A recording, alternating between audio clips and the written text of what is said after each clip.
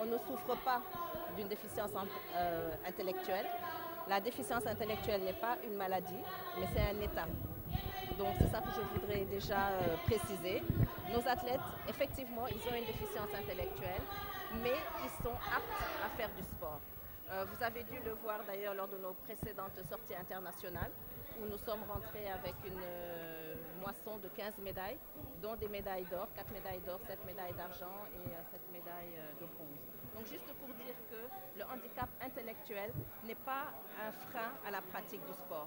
Au contraire, le sport a un effet positif et un effet augmente leur capacité intellectuelle. Donc nous appelons vraiment tous les parents qui ont des enfants ayant une déficience intellectuelle de les encourager à faire du sport parce qu'ils verront beaucoup d'amélioration dans leur psychomotricité et beaucoup d'amélioration également dans leur intellect. National, l'objectif est de rentrer avec des médailles. Mais le seul souci que nous avons cette fois-ci, c'est que nous n'avons pas eu une préparation optimale comme nous avions eu l'occasion de le faire pour les Jeux mondiaux d'Abu Dhabi où nous étions préparés pendant 1 an. Là, nous avons juste 10 jours de préparation. Les athlètes sont d'ailleurs en regroupement fermé depuis une dizaine de jours. Donc nous faisons le maximum pour avoir une belle participation. En tout cas, je sais que nos athlètes, dont certains sont des athlètes internationaux qui ont participé à des compétitions internationales, sont déjà prêts mentalement. Elles sont prêtes dans leur tête. Les novices qui nous rejoignent sont également prêtes dans leur tête pour faire une belle prestation. Et nous prions le bon Dieu, nous espérons que nous allons rentrer avec des médailles. Mais sachez que nous y allons comme des lionnes, nous y allons pour gagner des médailles et nous mettrons tout en œuvre pour que notre délégation rentre avec des médailles. Alors nous participons essentiellement en athlétisme, c'est-à-dire sur le 100 mètres, sur le 4 x 100 mètres et sur le saut en longueur. Alors, vous êtes tous des journalistes sportifs, donc vous savez que le sport améliore les aptitudes physiques et mentales de toute personne et même améliore la santé de toute personne qui la pratique. Et il en est de même pour nos athlètes. Il n'y a aucune particularité, il n'y a aucune spécificité. Le sport est bénéfique pour tout le monde, sans aucune distinction d'aptitude ou d'incapacité. Donc voilà, nous connaissons tous les bienfaits. Ce n'est pas facile, mais nous avons des coachs aguerris qui sont là depuis des années, qui accompagnent nos athlètes depuis des années et qui savent parler à nos athlètes, qui savent mettre en œuvre les moyens nécessaires pour tirer le meilleur d'eux-mêmes. Parce qu'en chacun d'entre nous, nous avons des aptitudes et des capacités qui, lorsqu'elles ne sont pas développées, ne sont pas mises en avant. Il suffit juste que l'on donne à nos athlètes donc l'occasion, oui, de donner le meilleur d'eux-mêmes. Et c'est ce que font les coachs. Et jusqu'à présent, ils ont réussi à faire sortir le meilleur d'eux-mêmes dans nos athlètes. Nous avons bénéficié d'un accompagnement du ministère des Sports. Et je tenais vraiment à remercier M. Matarba, ministre des Sports, parce que dès que nous avons sollicité le ministère des Sports, tout a été mis en œuvre pour faciliter notre participation à ces premiers Jeux africains.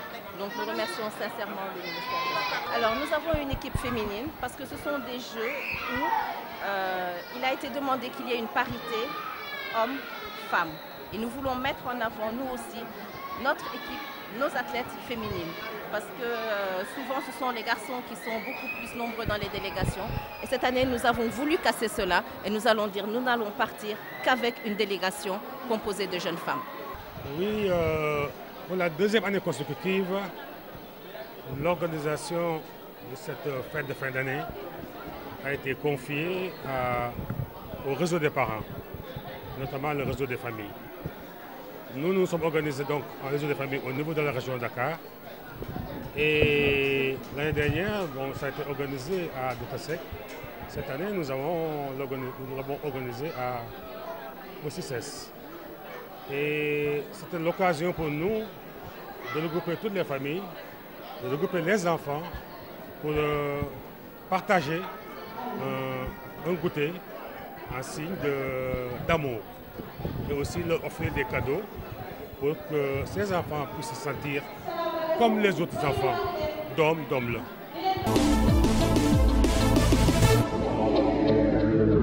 Le chantier qu'on avait commencé, aller vers les régions, aller vers les ligues, chercher de nouveaux licenciés et détecter de nouveaux talents. aller chercher des sponsors et les moyens. Nous avons commencé ça, nous allons continuer à faire ça. C'est tout vrai. J'ai l'habitude d'être dans les sphères de la fédération, donc rien ne va changer. Nous resterons intacts, la même personne. Au niveau de l'IC, ils me connaissent. Je pense que je suis le seul membre de la fédération qui s'est déplacé au niveau de toutes les ligues fonctionnelles. Et au niveau des clubs, il y a beaucoup de clubs dont moi-même j'ai créé. Donc les gens ont dit, mais ce qui a été fait, j'étais mandataire de la Fédération sénégalaise de Scrabble, avec un budget de 14 200 par année. Par année, donc ça a fait 65 000 francs pendant 4 ans. Donc j'ai mis mon argent, j'ai mis mon temps, j'ai mis beaucoup de moyens pour cela. Et j'étais mandataire en tant que président de commission. Donc c'est une mission accomplie qui vient d'être concrétisée par cette nomination. Les moyens, il faut aller les chercher. Les moyens dorment au Sénégal, nous avons trouvé les moyens. La preuve, il y a un jour, nous avons organisé la Coupe du Maire de Guédiawaye. Nous sommes allés trouver les moyens. Nous avons des partenaires qui sont prêts. Et dans une semaine, vous allez entendre de nos nouvelles. Pas du tout, parce que dans la vie professionnelle, je suis le président national des techniciens et ingénieurs de l'élevage. Donc j'ai l'habitude d'être président. Là où j'ai passé, j'ai l'habitude d'être président, donc ce n'est pas un rêve. Donc je n'étais même pas dans les dispositions de l'être, mais vu la situation du moment, parce que les deux candidats n'ont pas voulu se parler entre eux, donc je me suis positionné pour capitaliser ce que j'ai gagné, ce que j'ai capitalisé. Donc c'est ça que moi j'appelle la capitalisation des acquis. Donc tous les acquis, je les ai capitalisés et c'est tout. Moi j'en ai 5, j'ai 5 enfants, 2 femmes. Oui, je suis de Guédiawaye, je suis le président fondateur de l'académie, le tout-puissant Académie Scrabble Club de Guédiawaye. De 2000 à 2019, nous avons gagné tous les prix possibles et tous les trophées. Nous avons fait tous les championnats du monde, championnats d'Afrique et tout. En fait, au Scrabble, on n'a pas de problème parce que nous sommes tous des amis. La preuve, avant qu'on sorte, vous avez vu que les gens étaient de se chamailler entre eux parce qu'on se connaît.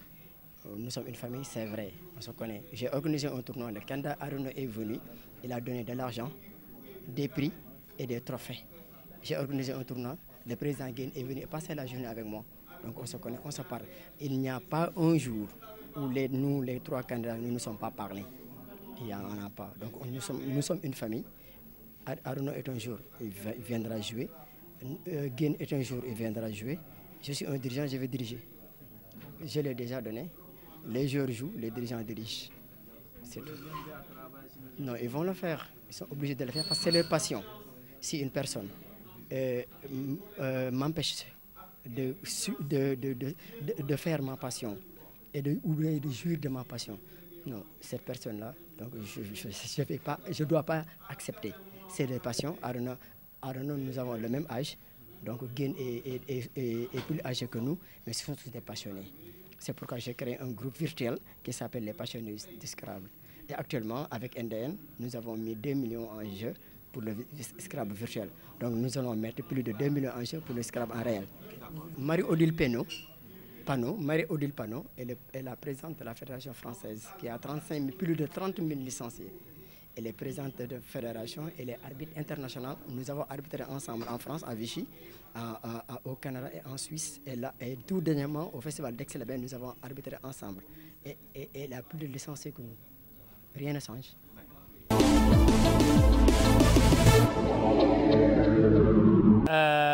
Alors, moi j'ai envie de dire c'est le même Amoudi. C'est le même Amoudi qu'on a retrouvé, c'est le même couple qu'on a retrouvé. C'est-à-dire qu'Amoudi, quand il monte bien, quand il est présent, limite, bon, personne n'est imbattable, j'ai envie de dire, il est difficile à battre. Et c'est ce week-end-là, en tout cas ce mois-là, le mois de janvier, c'est le mois d'Amoudi. Là, il est présent, il monte bien, il voit juste, voilà, il est tout le temps là, présent.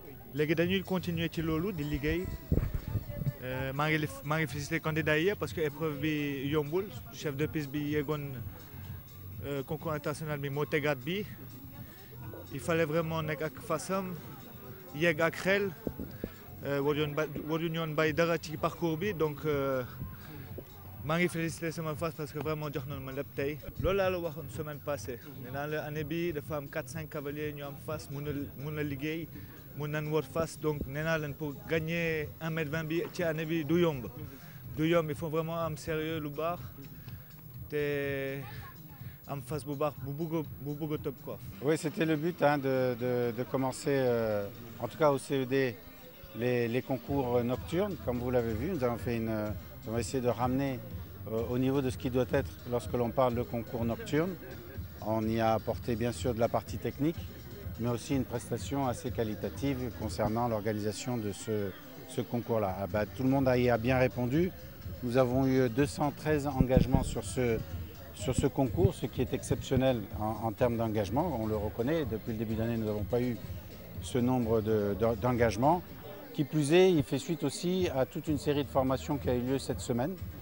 Donc c'est particulièrement intéressant dans le sens où on a abouti à construire une piste aussi exceptionnelle, donc il faut le reconnaître, qui est différente des pistes que l'on a eu à parcourir ces derniers concours. Donc c'est pour ça que bon, voilà, les choses se sont bien mises en place. J'en profiterai comme pour accoutumer de parler que tout ça va vers une unique direction, c'est celle de l'organisation de nos très chers Jeux Olympiques de la jeunesse que vous connaissez tous ici. Et bien voilà, on a eu une formation, on a eu une organisation exceptionnelle avec un niveau de performance qualitative dans les prestations qui ont été là, y compris la partie restauration que vous avez vue la nuit. Nous avons eu à organiser un concours de nuit. Donc c'est pour vous dire combien on se prépare à accueillir nos futurs Jeux Olympiques de la jeunesse. Et bien c'est par ces premiers pas, cette formation constructive, technique, et puis bien sûr l'ensemble des cavaliers y a répondu. Donc voilà pourquoi c'est un cru exceptionnel ce début d'année. Vous avez un très bon niveau au Sénégal. Ils ne vont pas rougir quand ils vont aller aux Jeux Olympiques, je pense. Il y a plein de petits jeunes là, qui ont eu la dragée haute à tous les adultes là, qui montent déjà depuis des années. Non, depuis 3 ans que je viens ici, vraiment, chaque année, il y a une petite évolution. Voilà. Ils se préparent très bien, Il y a Papsek qui est quand même une cheville ouvrière, le secrétaire général de votre fédération. Il va un petit peu partout en Europe, et il a été à Moscou, il prépare ça vraiment bien. Il prend des contacts, on a pu faire des formations de chef de piste cette semaine-ci, il va organiser des formations de juges, de stewards, de chronométreurs, voilà, parce que vous avez occupé de donner une identité à la fédération équestre sénégalaise. Voilà. Et ça c'est très important, parce qu'il y a un vivier ici qui est incroyable. Et il y a des organisateurs, regardez l'organisation ici, elle n'a rien à rougir de l'organisation qu'on peut voir en Europe, hein. C'est vraiment le top. Non, juste continuer à progresser, continuer à croire et toujours voilà. Ouais. On s'améliore tout le temps. Hein. Celui qui pense qu'il est arrivé, c'est fini. Technique, on dit vite technique ça veut tout dire, ça ne veut rien dire. Voilà. Oui, il fallait faire le tracé, ça c'est sûr. Il n'y avait pas vraiment de piège, le parcours était un peu délicat. Voilà, on a vu l'obstacle là-bas dans la sortie de tournant. Les cavaliers étaient un petit peu mal à l'aise, il y a eu quelques fautes. Voilà, sinon dommage qu'on n'ait pas eu un barrage avec plus de cavaliers. Mais les 2 cavaliers, bon, c'était bien le tri de l'épreuve, là, je pense. Hein. Et les cavaliers qui ont fait 4 points, bon, 4 points, c'est quoi? C'est presque correct, 4 points. Voilà. Et on a eu tout de même, sur les 13 partants, on lui a 6 ou 7, 4 points. 2 corrects, bon, voilà. Ça prouve déjà aussi la qualité des cavaliers. Et j'étais vraiment étonné des 2 petits jeunes qui ont monté, là. C'est vraiment, encore, on va remettre ça devant. Et félicitations à leur coach qui continue à les préparer et ils vont faire quelque chose. teew tey ci académie Cœur of Champion de Souleymane Mbaye pour ñu waxtaanee sunu gala bu mag bi nga xamante ne moom la ñu dégmal le 8 février mu nekk un gala boo xamante ne gala bu ñu bëgg organiser la mu nekk gala boo xamante ne organiser nañ ko fii ci jàmm ak salaam bëgg ma am succès bu mag a mag moo waral tey jii nii suñu teewaay fii waxtaanee ko ak les boxeurs yi nga xamante ne ñoo nekk fii di ci jiital nag nuyoo bu njëkk sunu président de la fédération sénégalaise de boxe colonel Ba mi nga xamante ne vraiment mu ngi góorgóorlu ci boxe bi guddi ak bëccëg pour boxe bi avancer. dañu am un projet boo xamante ne nag pour suqali boxe Sénégal je crois que fi mu nekk nii le monde de la boxe du ma présenté wu sama bopp parce que ñi ma war a xam ñëpp xam nañ ma ci boxe.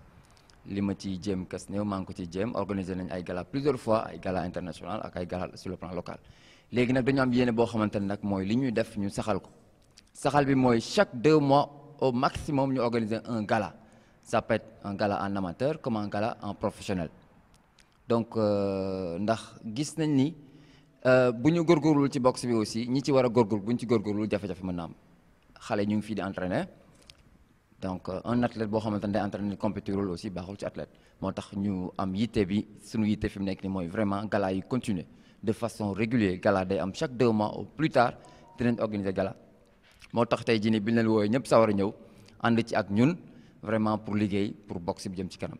depuis lors yaa ngi organiser ay combats rien que pour bëgg boxe bi avancer yi ñaan rek mooy ñaan ku mel ne Cissé ak ñeneen ñu mel ne moom sponsor yi jóg ñëw jàpp ci boxe bi parce que seul sponsor yi ñoom ñoo mën a tax boxe bi avancer comme lutte bi ni mu avancer Sénégal parce que lutte sénégalais tey bu ñu demee ba sénégalais yi bëgg ko boxe bi moom moo tax xeex bi moom moo tax tey acteurs yi nga xamante ne ñoom ñoo fondé loolu ñëw di xeex tey ñoo taxaw fii bëgg sponsor yi ñëw jàpp ci boxe bi tey ko xool académie bi ak li muy formé ci ay champion prouver que ni wane na ni vraiment que bëgg nañ boxe bi avancer mais pour boxe bi avancer foog am appui am ay jàppale te kenn mënul jàppale sport bi te tuddoo sponsor yi donc kon ñi ngi ñaan sponsor yi ñëpp jóg ñëw dugal seen loxo ci sport bi parce que bëgg nañ ko développer te sans ñoom mënul dem di ñaan aussi boxeurs yi yéen a mën a avancer boxe bi parce que ñi fi nekkoon doon boxe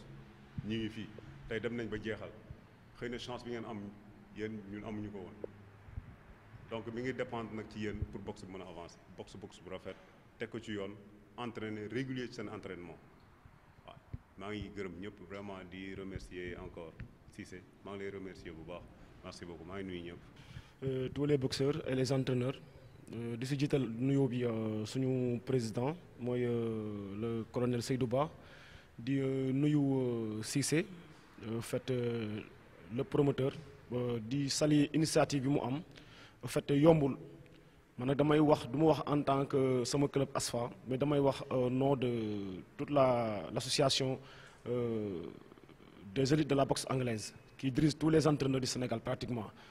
Donc c'est une fierté pour nous fierté la pour ñun à ce que tey jii ñu gis élément bu entraîné pare war a taxaw boxe parce que boo xoolee éléments yi tey jii boxeur bi du xaalis pratiquement moo tax muy boxe boo xoolee depuis le Sénégal existe jusqu'à nos jours du xaalis c'est le goût victoire bi kese moo yóbbu booy yi le fait que am naa ndam rek mbala boxe naa rek loolu moo leen yóbbu mais pourquoi pas tey jii ñu def beneen version mooy daan andi xaalis sport et business pourquoi pas. Donc comme ni Cissé donc quand on l'accompagne si propos yi muy def nii ak initiative yi muy def nii donc boxe mën a jóg dem mbër yi dañuy fayee ko ay 100 dem nañ bële ay 150 millions boxe waa ji day boxe ba pare ñu jox ko 5000 francs 5000 francs bi reliquat bi entraîneur moo ko moom 5% donc 1000 francs la entraîneur bi am donc booy bi yóbbu 4000 mais est-ce que loolu aussi loolu vraiment est-ce que doo bu doon xaalis kon booy duñu yëg. mais li may wax rek mooy di ko waxaat mooy goût victoire bi moo tax booy yéeg te goût victoire boobu noonu tey jii booy bëgg am nañ ko ba pare goût bi am nañ ko ba pare li des mooy tey jii ñun entraîneurs yi ak ñi nga xamante ni mooy sponsors yi ñu jàppale ñi nga xamante ni comme ñu mel ni Cissé ñi nga xamante ni à chaque fois il prend son argent te man organiser naa gala bi mu organisé dépensé plus de 800 000 francs amul benn revenu donc xam naa amul si dara donc man bon vraiment on est là derrière lui pour lui soutenir donc ci toutes les conditions yi nga xamante ni réunir nañ ko dañ def le tout pour soutenir ko incha allah pour affaire bi jëm kanam quoi incha allah rabi di wax aussi bon c'est le Sénégal qui gagne en tout cas de façon c'est pas le Cissé mais c'est le Sénégal qui gagne parce que comme ni ko sama collègue bi waxee léegi nii tey jii ñu ngi nekk di préparer qualification Jeux olympiques boo xoolee boxe locale yi am na président ni mu ko doon waxee la fois passée dans son interview à la journal télévisé que ne locale yi dañuy jóge fee ñëw. mooy la diaspora bu ñëwee booy entraîné fii dañuy bëgg a dóor booy yëpp dem seen yoon parce que am nañ compétition ils se compétissent da ngay gis booy boo xam ne day nekk benn salle pour mu am compétition tout à fait un problème day boxe 1 an xam ne du am compétition te boxe évaluer pour mu évaluer nit ki pour mu entraîner comment dire sportif évaluer boppam il faut mu am compétition donc loolu moo nar a am booy dañuy jógee fële ñoo fekk booy entraîné fii ñu jël kii bi yëpp jël affaire yëpp dóor booy dem seen yoon parce que manque de compétition moo ko waral donc li occasion na encore pour ñu peser waat booy yi pour man bu ñu mën fayoon 0 franc je vais engager mes boxeurs parce que pour que booy yi am compétition moo tax c'est une fois encore de plus donc on va le soutenir en tout cas de toutes les façons pour que mu réussir affaire bi mu mën di continuer waat di tëggaat ko encore quoi je vous remercie. parce que ñun ay xale lañ te boxe maanaam dafa metti te entraînement yi tamit dafa metti di entraîner te compétiroo dafa metti kon bu ñu gisee kun taxaw ni xam nga dañ koy santaat di wax ne daal ñun ay ndaw lañ dañuy entraîner di déglu coach yi lu ñu wax rek ñun loolu la ñuy def waaw bu ñu gisee kun jàppale nag dañuy jël moom dafa taxaw pour jàppale nu waaw kon ñun amuñu fayam dañuy santaat rek di jox yeneen boxeurs yi ñu am luñ si wax. merci beaucoup di sant ñëpp di jaar nuyu yëpp sama mag yi ak sama paay sama grand yi fi nekk ñëpp ak tous mes collègues champions yi fi nekk c'est Kayla MMA Sénégal di sant tamit suñu association ma permettre tey ma am occasion taxaw fii di wax di remercier promoteur monsieur Cissé di wax ne bon tey jii nii ñun ay ndaw lañu ay jeunes lañu on aime le sport on le fait pour la passion d'abord te bu ñu sañoon tamit mu gën a yokk fii avancé ñu am chance compétir fii ak feneen comme tey dañuy ñaan ñëpp ñoo jàpp si ci organisation ak ci lépp sponsor yi ñoom ñëpp comme ça événement bi am jëmm buñ ci xaar yàlla may ñu romb fa di sant yàlla di gërëmaan ñëpp pour l'instant merci beaucoup. li waral suma teewaay tey du lenn lu dul accompagner suma frère Adama Cissé mi nga xam ne moo ma invité ci seen gala bi nga xam ne ñu ngi koy waajal Ada nekk un frère un ami nit koo xam ne vraiment liggéey na lu rëy ci wàllu sport tey ñu nekk ci domaine boxe mu leer ma ni appuyer ko soutenir ko dana réussir te bu réussiree sama réussite la réussite jeunesse bi la mais réussite sport la et surtout boxe en particulier lii moo waral sama teewaay tey. Ada danañ leen gunge peut-être sur le plan surtout financier sur le plan financier. Sur le plan technique, je ne suis pas sûr Ada mën la apporter grand-chose mais sur le plan financier, sur le plan matériel, les relations, on peut toujours faire des mises en contact là, vous appuyer, vous mettre en relation avec des gens de bonne volonté, mais aussi contribuer financièrement au succès, n'est-ce pas, du gala. Voilà, loolu mën nañ ko def. Autorités yi ñoom dañu war a jàpp bu baax a baax ci sport. Parce que sport dafa bokk ci loo xam ne ci domaine yoo xam ne domaine yu am solo la maanaam ci ni muy tàggatee xale ci ni mu koy permettre mu maintenir forme n'est-ce pas et nous savons tous que tous les pays qui se sont construits se sont appuyés sur la jeunesse n'est-ce pas.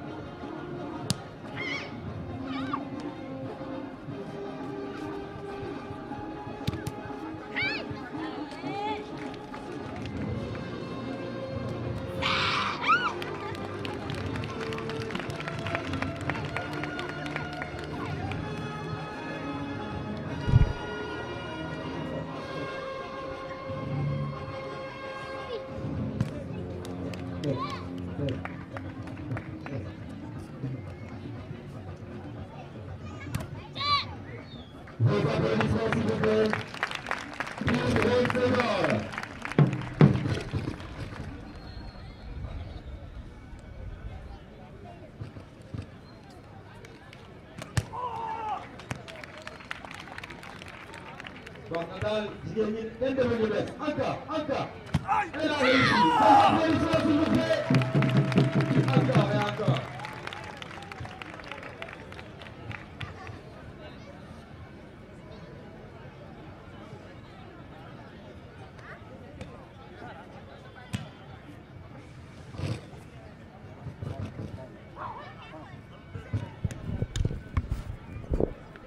Vos applaudissements s'il vous plaît. Pour ce que vous voyez là, c'est juste que pour développer les thèmes, les armatures au service des femmes pour une bonne éducation des enfants. Qu'est-ce qu'on fait?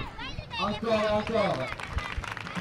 Donc concernant démonstration bi ñu doon def pour jigéen ñi donc vous savez que tey gala bi ñu organisé dañ ko jagleel jigéen ñi donc dañ ko def uniquement pour sargal jigéen ñi donc moo taxoon sànq ñu doon def démonstration jigéen ñi boobu ngeen doon gis donc agresseur bi ñëw di leen koj ñuy wane ni sport bi ñuy def jigéen a ngi koy def góor a ngi koy def donc jigéen ñi ñu ngi ci biir discipline bi di ko def et puis gradé loolu sax nekk si donc loolu ngeen doon gis noonu xale yi doon démonstré ñu ñëw di leen attaqué ñuy riposter ak ay techniques de self défense waaw mën na tënk lépp donc malgré ren la ñuy jël gala bi jàppale ko jigéen ñi mais toujours booy xool ñun ci sargal jigéen la ñu dëkk donc ci sargal jigéen la ñu dëkk ba tax na ren ñun dañu anticiper malgré mois de mars ñëwagul mais mois yëpp mois famille la booy xool donc maître na woon nag tey ren cette fois-ci dañuy def comme maître de salle yi booy xool tout le temps ñu ngi ci sport bi ñu ci bëri ay guddi la ñuy wàcc ay te suñu soxna yi ñu ngi ñu koy muñal donc ñu ne woon ren nañu jël kii bi jagleel leen ko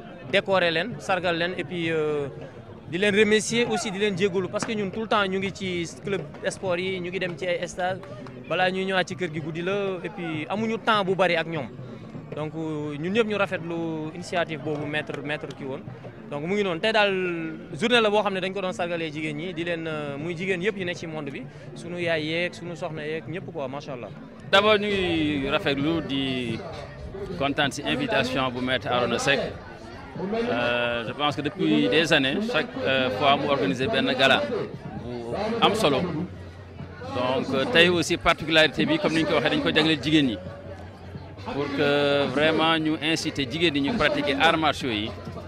parce que bu fekkee ne valeur nekk ci arts martiaux yëpp jigéen ñi accaparé nañ ko dañ ko mën a retransmettre encore xale yi parce que ñëpp xam nañ ne jigéen école la donc dañu war a def formation bu am solo ci jigéen ñi donc loolu moo tax vraiment thème bu am solo la c'est pourquoi on tenait vraiment tey pour ñëw assister ci événement bi.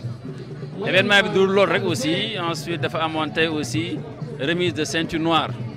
donc mu xam ne dafa nekk un moment très important ci dundu pratiquant bi mu xam ne pratiquer nga en tout cas Hapkido en ce qui nous concerne bala ngay am ceinture noire bi nga def au moins 5 ans wala 6 ans donc patience la détermination la abnégation la donc il fallait que vraiment ñu teew pour remettre personnellement suñu nouvelle ceinture noire yi nga xam ne ils sont au nombre de 30 premier dan ak 3 deuxième dan jox leen seen diplôme devant tout le monde donc comme ni ñu ko gisee aussi comme d'habitude organisation maître Arona Seck yëpp day am succès que ce soit au niveau des démonstrations que ce soit aussi niveau participation populaire bi en tout cas tey am nañ vraiment plaisir ak honneur fekke manifestation bi. waaw dañ ma jox kimono d'or mais kimono d'or bi dama koy jël ak vraiment beaucoup d'humilité lu tax parce que am na ñu bari ñoo xam ne mérité woon nañ ko en commençant par le président de l'association ANSAM association des anciens du Samouraï xam ne chaque année ñoom ñoo organiser manifestation boobu képp ku xam parcours maître Ndiaye xam nga ne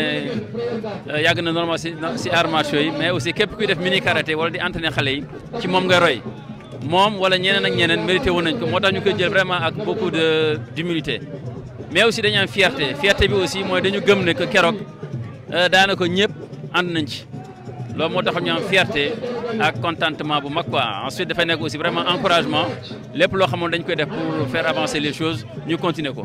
mën nañ ne mu ngi dox parce que bu ñuy seet discipline yu avancé dañuy xool nombre de licenciés tey bu fekkoon ne ñuy pratiquer arts martiaux yëpp en tout cas ñi tee seen licence bu ñu duggoon stade Demba Diop dina fees donc am nañ lu mat 20 000 licenciés ci taekwondo peut-être le même nombre ci karaté am na un nombre important au Viet Vo Dao ak Kung Fu ñoom ñëpp. bu leen booloon day nekk un nombre important mën nañu ne donc côté boobu arts martiaux mu ngi dox parce que ñun ñaa ngi koy pratiquer plus particulièrement xale yi mu ngi dox bon bu fekkee aussi dañuy seet au niveau des résultats aussi ñëpp xam nañ que ne arts martiaux à chaque fois que ñu dem dans les compétitions internationales que mu nekk niveau africain wala mondial dañuy sigil Sénégal.